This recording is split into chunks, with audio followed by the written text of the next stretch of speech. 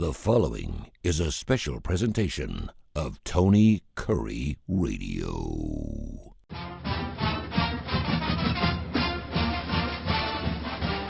Welcome back, UAB Director's Chair. He's the athletic director for UAB Blazers. So Mark Ingram, he joins us every single week right here on Tony Curry Radio, Audacity, wherever you get your favorite podcast. You can find us. Of course, the show airs at least 5 times a week live on Tony Curry Radio. I was actually at a meeting this morning, and someone came up and said, "Man, I've been a fan of yours forever," and blah, blah, blah, blah. And sorry, but what are you doing now? And he's like, "I know you got out of the jocks thing like 5 years ago." And I showed him, I had the app on. And of course, I turned it on. The UAB Director's Chair was actually playing this morning at 6:30 in the morning. I was like, there you have it, because we move things around so you can get a little, but pretty much from 6 o'clock in the morning to like 7 o'clock at night, every hour on the hour, we have a different show airing. It's just fantastic. And again, you can go check out those shows wherever you do your favorite podcast. First of all, you doing good? Everything fine? We got a lot to get into. Good, man. I want to ask you, we're doing this show here on, what is the day, the 13th? Yes. Of November. So that means we get 17 days till December 1st. And December 1st is a very important day for college football, because that is when the CFP has to decide what in the world they're going to be doing for the 2026 season. Normally, they're about 12 to 18 months ahead of the turn here, but this year they're not. And as of right now, we have a 12-team playoff. Everyone thinks it's going to go to 16, but they all have to decide. Well, I'd say they all have to decide. The Big Ten and the SEC have to decide whether they can play like big boys together before they can tell everyone else what we're going to be doing next season. I can't imagine them wanting to go there. They're talking about punting it for another 12 months. We're doing the 12-team playoff. Right now, they just can't figure out who's going to get in. The SEC obviously has a different way of looking at it. The Big Ten wants 4 teams in from each of the Big Ten and the SEC, and then you'd have 3 bye teams. Just blah blah blah blah blah. Anyway, right. I can't imagine the CFP not figuring out a way to get another week of college football, which is another week of revenue under their belt in time by December 1st, and then the bowl executives, who, of course, have their own thing where they're tied into each individual league and or conference based on who wins what and who's going to the bowl games. They're waiting on the CFP first as well. So can you talk a little bit about that and tell me what you think as an athletic director of a big-time school? What do you think is going to happen? Well, what I'm reading, I'm not certain they're going to 16. I think there's a lot of angst around that for a number of reasons, and those reasons kind of vary. Some people think it's too many games. Some people think it isn't necessary. Some people think, I think if you look at last year, I don't think that they seeded the teams properly, and they're already adjusting that for this season. But like, it was very obvious, even in the 12-team playoff last year, that probably, call it teams 7 through 12, maybe even teams 5 through 12 were very different than the top 4. Yep. And so you've got to start wondering, this isn't the basketball tournament. And if the quality of play is as different as it appeared to be, or did teams like Tennessee just have a bad day? Did Indiana or did SMU just have a bad day? And maybe they did. Maybe it was poorly seeded. And again, I think that last year, and look, I'm all for being a G6 guy. I'm all for, the G6 teams getting in, but how does Boise get a bye last year? And if you look at all 4 teams that had a bye, they all lost their first game when they did play. So that I think reseeding is good. I don't think the 16 is automatic. And then the issue is, using that word automatic, is the automatic qualifiers. The SEC is claiming that they're good to not have AQs, but that the Big Ten wants them. So yeah, that's where they've got to figure out a compromise and how they're trying to decide that and why one group favors it over the other. You can make the assumption why they're favoring it because it guarantees access. Listen, and I get your vibe on certainly this year it is as wide open as it's ever been. I mean, I guess Ohio State and Alabama have kind of separated themselves just a little bit. But we've seen, Memphis going out to UAB. We've seen some crazy games happen this year, as we do every year. But I mean, after like the 3rd or 4th team, like you said, anyone can beat anybody. It at least appears that way, which is a lot of fun. I like the idea of expanding it to 16 because I do believe then more group of 5 teams are going to get a chance to get in. Right now, it's going to be 1. Maybe. Maybe North Texas and South Florida gets in. I don't know. Don't kid yourself. G6 leaders are not involved in that conversation. Yeah. So don't start kidding yourself thinking that somehow the people in charge of that who are making that decision are thinking of us in that. They're not. It is Just like the unfortunate. NCAA basketball tournament. They're not talking about expanding that so that somehow we can get in. Yeah, it is unfortunate from the standpoint that I feel like the only way you're going to have a real shot is to be undefeated, which is Yeah. hard to do in any league. Yeah. Period. I mean, I mean, BYU is sitting there on the I'm cusp of. all for automatic qualifiers for the league champions, Yeah, even if it's just the P4 champions and the one G6 champion. I'm fine with AQs there, but then it's like, hey man, the best teams ought to be in. Let's stop talking about this. Is silly. If you're so great, just be great and then play people and beat them. Like, and yeah, that's gonna vary over time. Like the SEC was big this past year in the basketball tournament, but they'd never had that many people in the tournament before, and the ACC used to dominate that. Well, they didn't have as many. Well, that doesn't mean that this year that'll be that way, or next year, the year after that. So it kind of ebbs and flows. yeah. The other thing that it impacts that we've got to be cognizant of is the number of teams that are in the playoff and the dates in which they play. It also impacts decisions around things like the transfer portal window. When is that? So they moved it this year. It used to be basically the month of December. Hmm. Call it December, 1st to 28th. Now it's January 2nd to 16th. And the thought there was, well, let's, get through the holidays and let's not have kids opting out before bowl games. And I appreciate that kind of. Because the downside is these aren't pros. They have to go to school. And so the spring semester is starting. And some places go back to school on like January the 6th. Hmm. Yeah, And some places we go back this year, and it's different every year. This year we go back on the 12th. So in theory, not in theory, somebody's going to go into the transfer portal the last day somewhere. Whether it might be our athlete, might be someone else's athlete. But maybe a kid wants to come here. They get in on the last day. They get into the portal on the 16th. We've already been in school for 4 days. yeah. Okay, so now the kid wants to visit. Okay, great. Hey, man, if you're interested, come on, visit. We'd love to have you.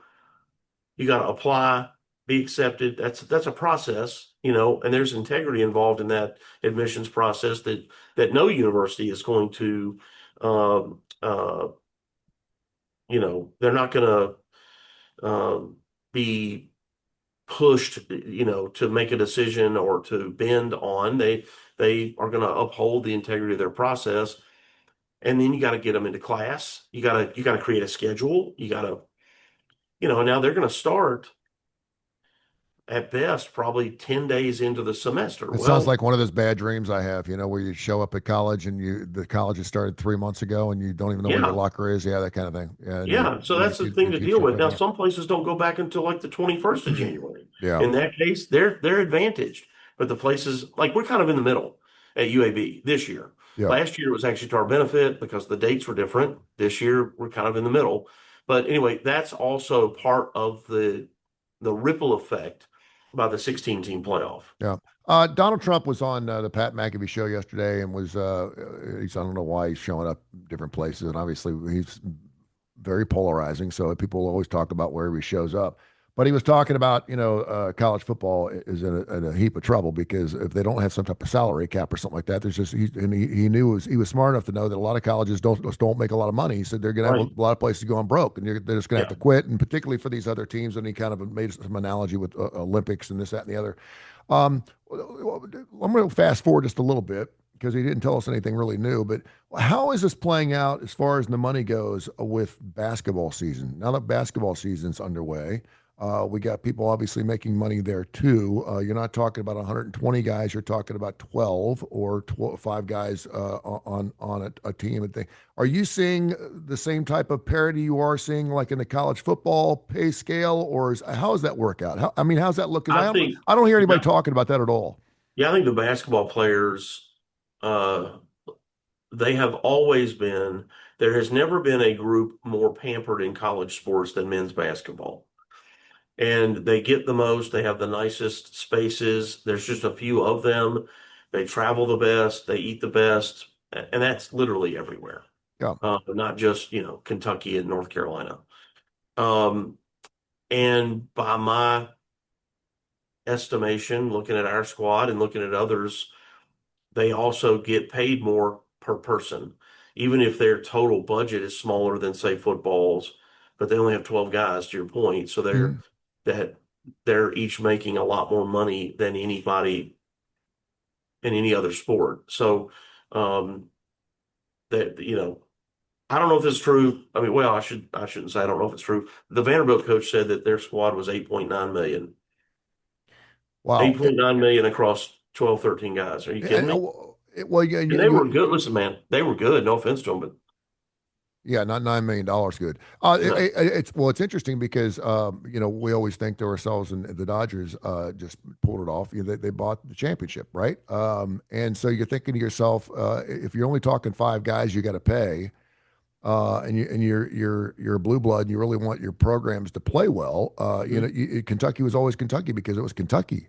Right. It was great seeing them play Louisville the other night, and you got your Dukes and your North Carolinas, and and Yeah. and, and that they're always going to be pretty decent because of who they are. But now all of a sudden, when you're talking about, and that's what makes college basketball so fun, is the Cinderellas. When you're talking about, the College of Charleston's and some of these other smaller schools that perhaps get a big booster or a big buyer behind them, all of a sudden they can start competing at a different level, can they not?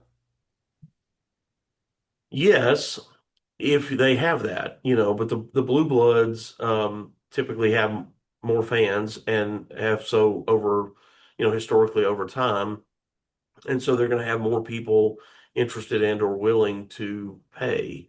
It is possible that say a VCU could have some billionaire that's just overzealous about making Yeah. sure that VCU basketball is great. But I mean, maybe they have that. You're Yeah, talking about, do they have that person, and is that person interested in spending their money that yeah, way? exactly. Yeah, Two very different I things. know it's an He got argument. a big fan. Yeah, He's got a lot of money. Does he want to spend his money on that? yeah. Maybe, Yeah, maybe not. yeah. He'd probably rather have his name on a hall somewhere and put his name Well, on a building yeah. or something like that. Um, so yeah, and it's just an argument you make, and I'm not saying it's going to happen. But it's certainly something that you'd want to look at. Do you believe there will be a salary cap? Do you think well, first of all, there has to be a salary cap, correct? Well, Correct? if Doesn't there there? is one, I don't know enough about the law, but I understand that there's some legal challenges around that, creating that. But I agree.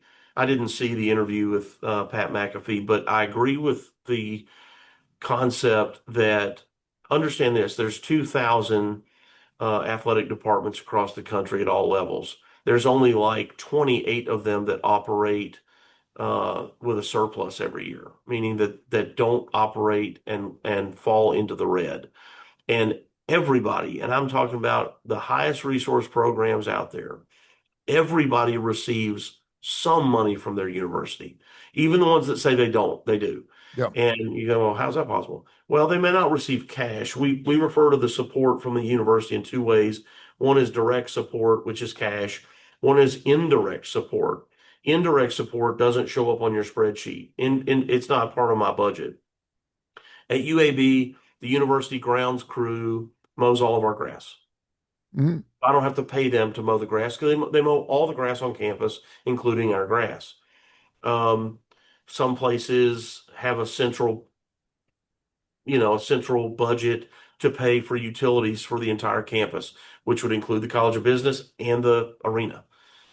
But that's a bill. If it's a bill you don't have to pay, that is what's referred to as indirect support.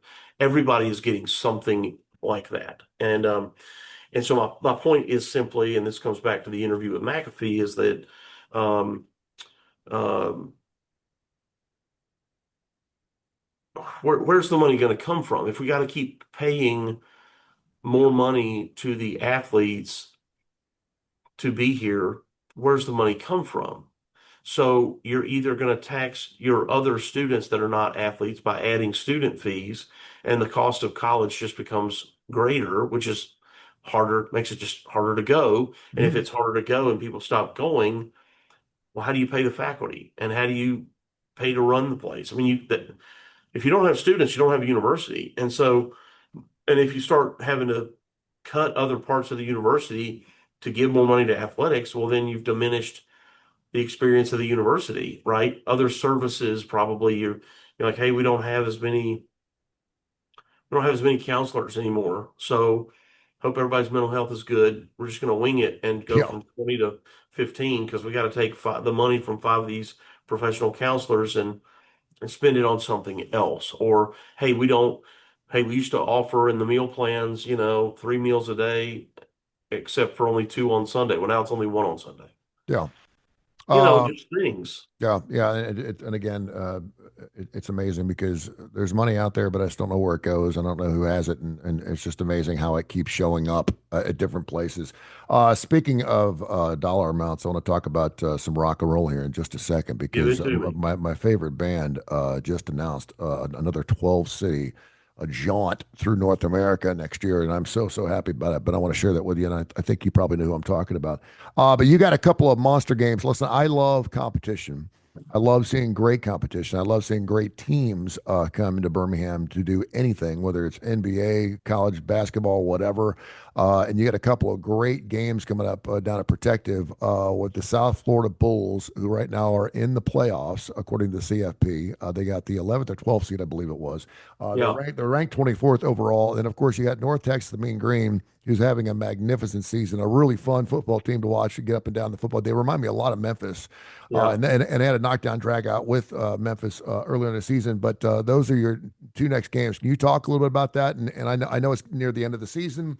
I know the team hasn't had the type of season you've wanted to have, but I think a lot of Sure. people want to see Alex Mortensen do a great job and get that gig. He's one of those kind of guys you just meet him one time, you root for him. Yeah. I'm not saying they're going to win these games. They're an 18-point dog in North Texas, but you still get to see some really good quality football, and I think that's something to hang your hat on. People need to get down there and support the Blazers for sure. Yeah, well, we had a great crowd for the Memphis game, and it mattered. Yeah, I, and it I, looked great on television too, by the way. it was, and it mattered, and there was a great crowd there, and it was a fun game, and obviously we won, and the crowd mattered. They really did. And look, man, we haven't played the way we want, but we joined the American Athletic Conference because we wanted tougher competition. We wanted bigger name schools coming in. I know North Texas was with us in CUSA, but they were also one of the better teams in CUSA, along with us and a couple others. And they're receiving votes in the top 25. We play at 1 o'clock this afternoon. It is not in conflict with Alabama or Auburn. And then we have South Florida, as you mentioned, coming in, who's picked to be in the CFB. Yeah. So like we've got two games. That game's at 2 o'clock next weekend. Also not in conflict. And so yeah, man, like support these kids and support Birmingham and all the reasons that we brought football back and all the reasons that we wanted to be in the American. Come down. It's a beautiful stadium. The weather's supposed to be spectacular this Saturday. Come watch a football game and give our kids a real the support that they need, from the fan base to go play their best. We've seen that they're capable. And so as they try to minimize mistakes, which was really the key to their victory against Memphis, was we only had four penalties against Memphis, Hmm. four.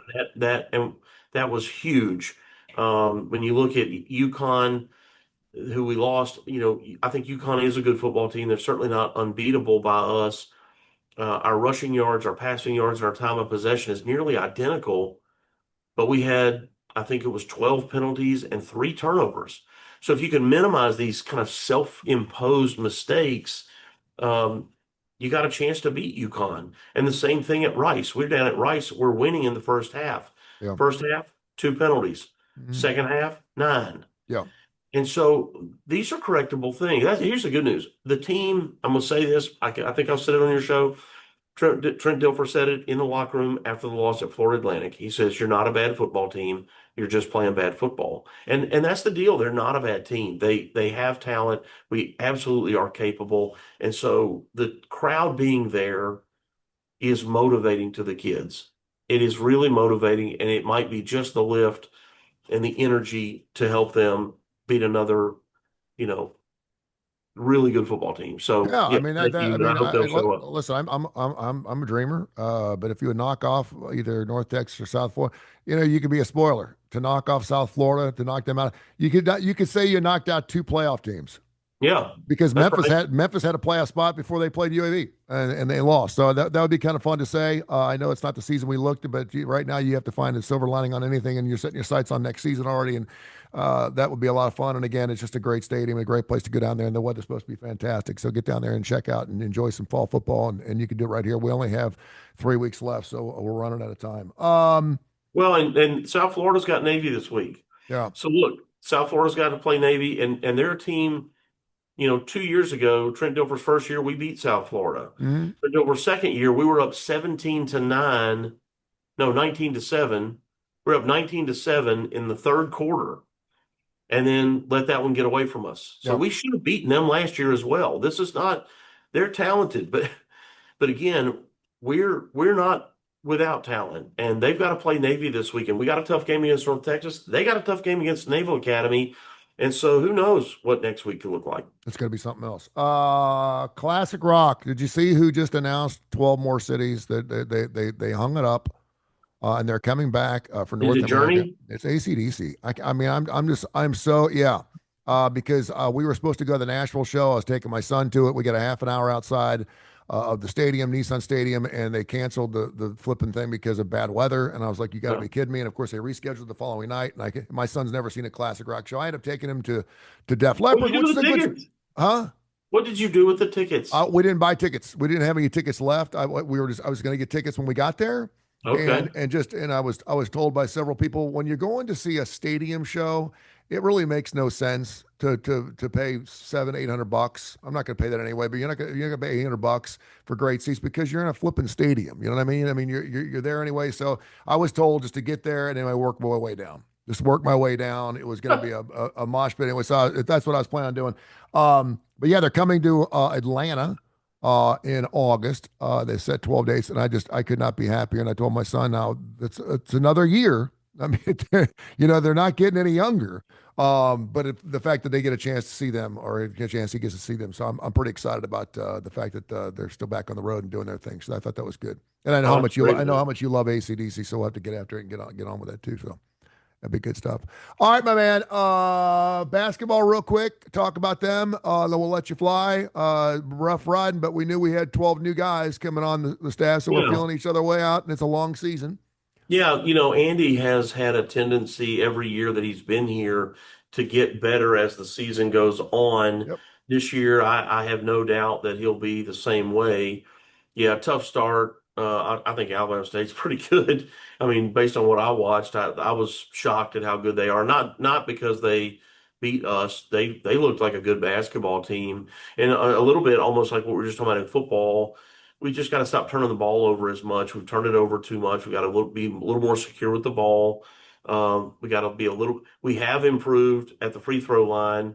We were like abysmal. I think it was the Western Kentucky night. Maybe we were like 40. 48%. Yeah. Yeah. And then we played our first game against Mississippi Valley and we were up to 60%. And then the other night we were 70%. So we're starting to get closer to where that needs to be. So that's positive. Um, we haven't been good beyond the 3-point line yet. We're like 6 of 48 or something on the season. Yeah. Alabama State had a kid who made six by himself the other night, Hmm. and boy, he looked smooth. Yeah. He, Yeah. He's he good. he knew what he was doing. But look, I got faith in Andy Kennedy, and I know our fans do too. But it's no different than football, man. Let's not get after game one, get down on these guys and Sure. not support them. The crowd makes a huge, huge difference. And our student crowds have been a lot of fun. They've been way up this year. I mean, way, way up this year. So let's get everybody else I mean, like even our season ticket holders who bought tickets, we need you to show up to the games. And yes, if you don't have tickets, please get them. So come support the Blazers, man. It's going to be a lot of fun. We play tomorrow night, Friday night against High Point, who historically, meaning over the last decade, they're a team that competes for their conference championship every single year. So I'm in. I'm I in. don't Yeah. doubt that they too, like us, will be a good basketball I team. think my boy may be coming in town just to see that because I think we're planning on going to see some college football on Saturday. So that'll work out really, really good. All right, Uh, dude, go do your thing. Winner, chicken dinner. Let's get some wins this weekend. Greatly appreciate everything you do. And we will catch up next week, my man. Thanks, pal. Go Blazers.